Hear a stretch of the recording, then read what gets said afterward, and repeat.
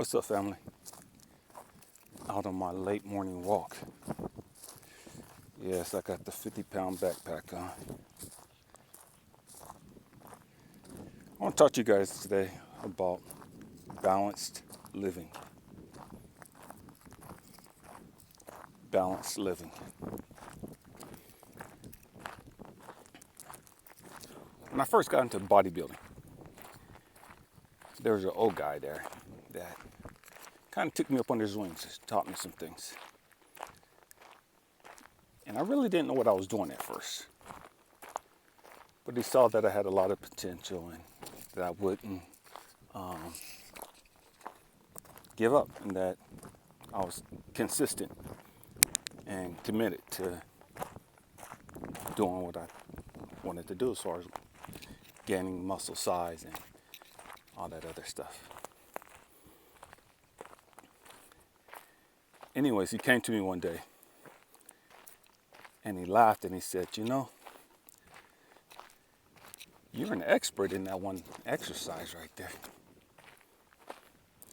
He said, you do that exercise great. You're awfully comfortable in that exercise. When are you going to start doing something else? And I was kind of taken back. And he looked at me. He said, people do what they're comfortable. And they don't really stretch out and do other things. That's more challenging. He said, because you're comfortable with that exercise, you do it a lot.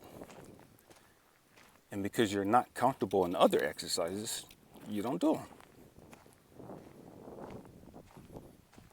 For whatever reason. Maybe you don't want to look bad, or you're insecure, or you're just not comfortable with it.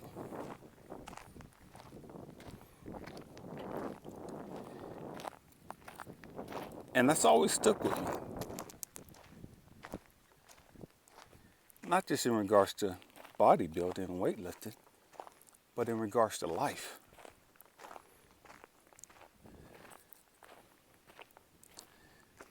Human nature, we tend to stick with what we're comfortable with. Balanced living.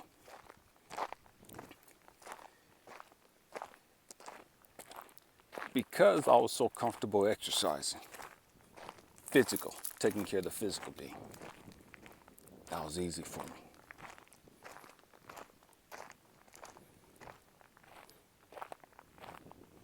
Working on my spiritual being, I wasn't real comfortable with that. I thought being spiritual was associated with church, and I didn't want nothing to do with that. I didn't realize that working on your spiritual being had absolutely nothing to do with church. And for a long time, I didn't work on that area of my life. Because I grew up the way I did, I didn't think that dealing with your emotional being was manly. I thought that because I was raised that females live in their emotions. Females are emotional beings. If you're a man, that's not what you do. You ain't got time for that. So, because I never had time for it, I didn't know how to handle my emotions and how to process my emotions. And so my emotional being suffered.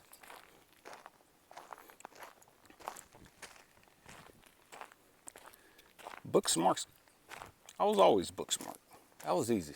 I never even had to try that. I just knew stuff without even understanding why I knew it. I just innately knew a bunch of things. And I didn't mind learning stuff, so as far as intellect stuff.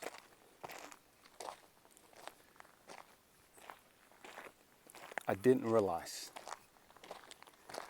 that by not working on my spiritual being, by not working on my emotional being, I was hurting myself. You wouldn't know it though, looking at me. 230 something pounds, solid muscle. I was intelligent. And so it was easy to assume that I lived a balanced life. It was easy to assume that, man, I had my stuff together. 'Cause physically I did. Intellectually I did. But spiritually and emotionally, man, I was a little kid.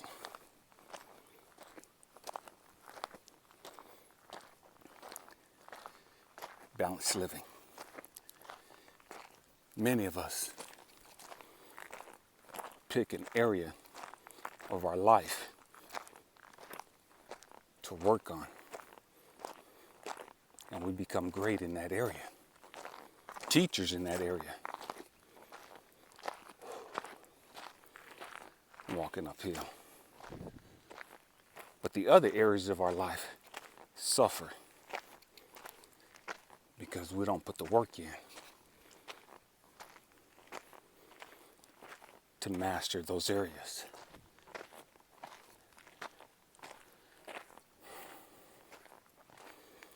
Balanced living.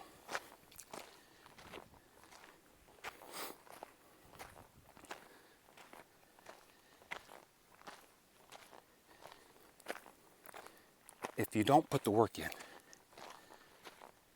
you're going to create this lopsided being.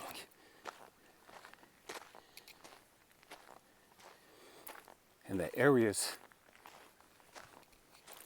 that are undeveloped are going to drastically, negatively affect every other area.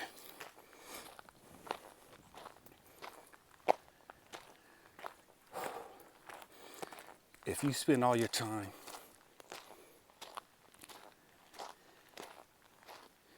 working on your intellect, working on your spiritual being,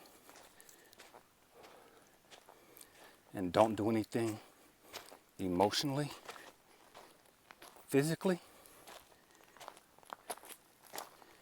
you're going to get sick.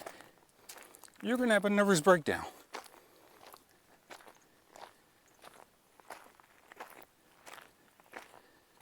And they're going to affect the rest of your areas.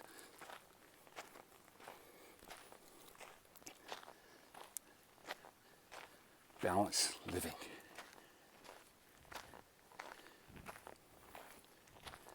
My hope and prayer for you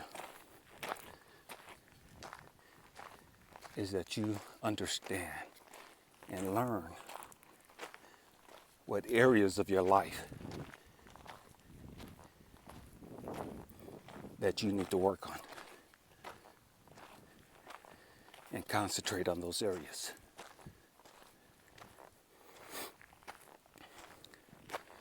Those 4 areas: our spiritual being, our intellect, our emotional being, and our physical being.